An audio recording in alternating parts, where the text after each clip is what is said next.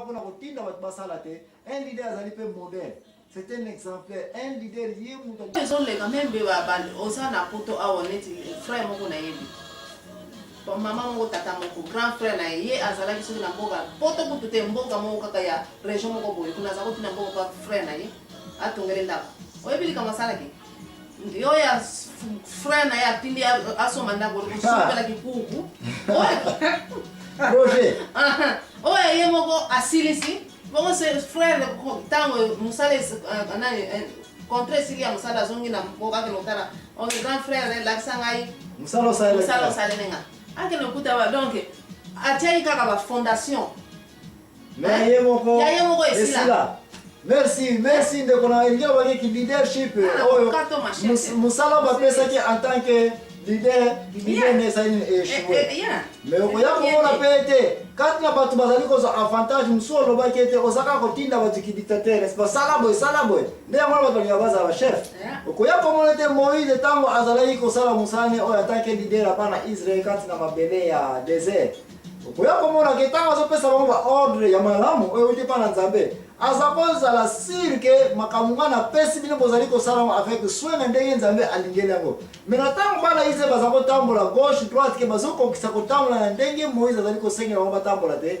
Moïse abala ko sala ki dictateur ko imposer bango ko silikila bango na makasi nyonso. Ye pas zali mutakanga na tsekuta zali baba. Moïse eba yoroba te. Baba pena makasi te me ako ali kukuma makasi kutulo bazali aiba ko bata kanda. Nde azali ko sala ko imposer ba ndenge ya ba soda ordre il faut kaka. Ko ya ngaki Nzambe batu bazala parfait. Mais la ministre suka oya ko mona ete Nzambe ta mapesi ordre. Ya wana to ke nana oyiko pona mutu azala chef ou bien muzala likolo awiko pona. Moïse Nzambe mutapona ki azala chef. Peuple te, ni bongo pete. Mais attends, ça m'a passé ordre que Bétan c'était une fois. Oriana na ordre ya chef na ye, ya beti combien? Deux fois. Deux personnes zama lo bage kana sili ko lo bana na sute. Moïse abonde la Nzambe abi kana e kama mi préparer ngana ni Josué. A remplacer na nini? Na ebonga na epuyo yo. Abomi. Nzambe na bomi Moïse. Nicolas il a kozanga ko obéir ordre et était pas chef. Elinga ko lo baboye. Un leader mingi tozali ko lo babakamo yo lo bali na ebande na épisode ya liboso. Ete ba tozali ko profiter ka tozaka ba chef pour na ba avantage. Ki chef a un avantage mon côté. Ki chef a un risque, il faut qu'on na succès. So ba comme na succès te. Ma yele ayo chef baza kotala yango. Ba tupe. Ba ko provoquer ozali ko kota lola yo pasteur Nicolas ko ka nini ko wela ozala pasteur. So kela ngo dono to ozala pasteur te se na ko sala ya bote. Ki leadership so ko ozala na makila na yango te. Kozala guide, kozala mokambi, so kozala place na yo te ndeko na ko sala yango te ko wela yango te. Oye mandenge nini keza na esa ya yo. Bonde ko yela ko yebela yango question na posa kyo. Banani batu bapona ka batu bazala bakonzi. Réponse no pesa ina. Pepa wiko pona. Ba moni yo ke yo koka na ko tambola na yo ba juger yango. Pe ba lobete yo mtu ko conduire projet oyo. Et puis tant on peut ko sala madame. Parce que ba yo za mtu motema ekita. Mais ce qui est une candidature qui va pour nous, ce n'est pas que balingi yote, mais bah analyser vie nous ça peut-être ça muzulu sur va passer poste en voyant qu'on doit pas signer sa chorale comme il y a yo. Bah on soit monio que ma boko no ezala nini? Milai. Oza moyibi ba yekoli CV na yo curriculum ne ba monike okokate pose la leader. Oza sa muzulu ma boko no ezala milai. La Bible bazali Zakai aussi autant histoire Zakai. Matthieu engeza koma malamu te. Kwani koma Matthieu ça va Matthieu est disciple Jésus. Oyebi ke Matthieu azalaki na réputation ya mabe. Pas azalaki azalaki collecteur de taxes de taxes. Azalaki neti Zakai musani okongola ba papa avant Jésus abenda ye. Judas Iscariot c'était un politicien. Politicien musani sous ba papa ya o Judas alingaki la retro. Donc bato bazalaki bazako collectionner ba papa ya l'État. Ce qui m'a pas comme directement dans l'état qui est minui bateau ba taxe collecteur ba douanier na bateau ba lekaka na ba place ndenge na ndenge collectionner ba mbongo taxe bateau ba za tuna ba manevre mafia basala parce que place on a ba yebi comment rebeta ba carte pas profiter ni na ba taxe mpako mais awa Joseph asali lokola Mathieu asali lokola Zakayo te asali lokola Judas Iscariot te ba bazaki na misala ko collectionner ba mpako o zaka za riche na yebi na ngaite na banza esale ba kibongo metini ke toza koyana to kangami ya place taxe taxe ya pays nyonso taxe ya cité nyonso taxe ya village nyonso so eko kozala bien organisé na ba leader na ba guide na ba mokabi so eko kozala bien organisé cité wana progrès e bandi kokota ba balabala ba école ba caniveau ba balabala misala nyonso kosala na nini na mbongo wana ekota na ba taxe yango na Joseph en tant que mokambi liboso et loko liboso salaki na Egypte ko futisa bato mpako po mbongo ekota na nini na service national na trésorerie nationale mais bato pe bazali na bible o basala pe biloko ndenge wana ke bapesi bango ba responsabilité ki leadership oyo ya okende ko collectionner pa mpako mais ba mpako ngota bakendaki ndamba komisi na leta ndamba na ba poche na bango Matthieu Zakayo bato wana bazali na misala ya ndenge wana Jésus alingi misala boita bendaki bango botika misala oyo ya pamba taxe leta eza ya leta bato ba kofuta ba mpako na ba gouvernement za kofuta mpako nzambe aza ko appuyer ki leadership donc soko ozali leader ozali mokambi ozana rôle ya ko faire collection ba mpako nzambe aza na sima na yo parce que oyebi su Jésus Christ amba utaki na kota gali baza ko soka ba arrêter bango ba biloko lekate pona nini taxe likamwana bafundi Jésus mais yona bato no bofuta nini mpako te Jésus Christ est en train de oh mais bino depuis tant de temps tambola to kolisa bimo bambongo donc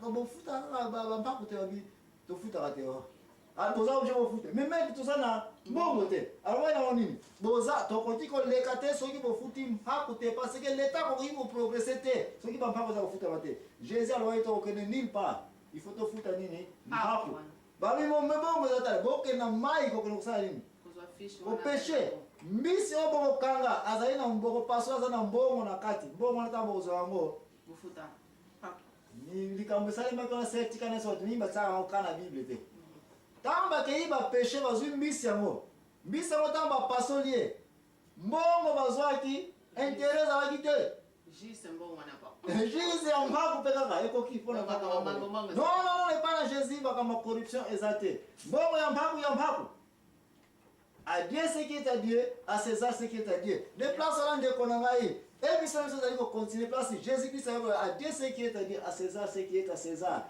Biloko ya l'état il faut qu'on respecte yango. Mboka nyonso, cité nyonso. Oya ezali ko sala molende na bampako te. Kesa lete ko za zéro. Et ce qui ça lete na zéro, pays na économie za nini? Na zéro. Ngai l'impresseur Joachim Zambanta nzali ko zonga.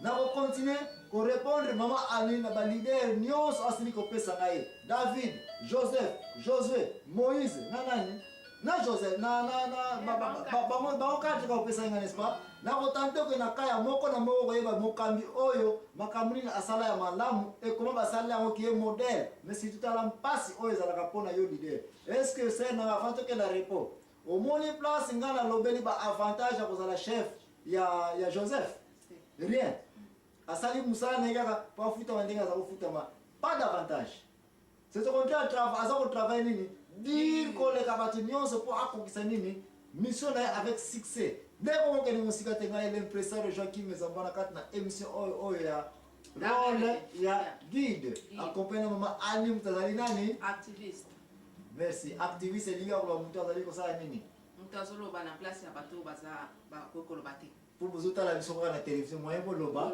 mino kwa mino ezali na so bana place mino na so poser que ba question na place na bino merci mingi donc nous allons répondre à mission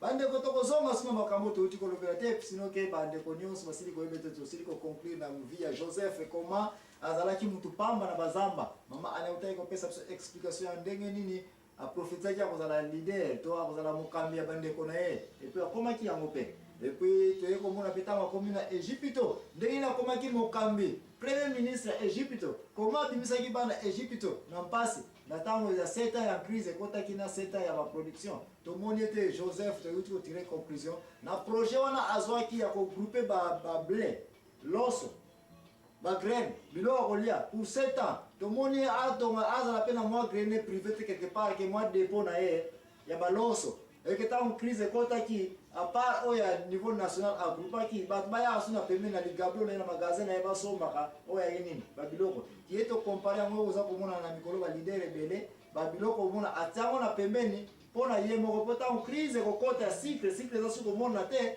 ye dépôt na ya cycle ndeko komisiko ko pomper et puis ate prix na ndenge ya lingeli biloko Joseph asali ya na Égypte te atikaki projet pour le peuple et puis peuple esilaki akosa ki pe taxe pour nini mpaku il faut futa maka ayako reconnaître que mpaku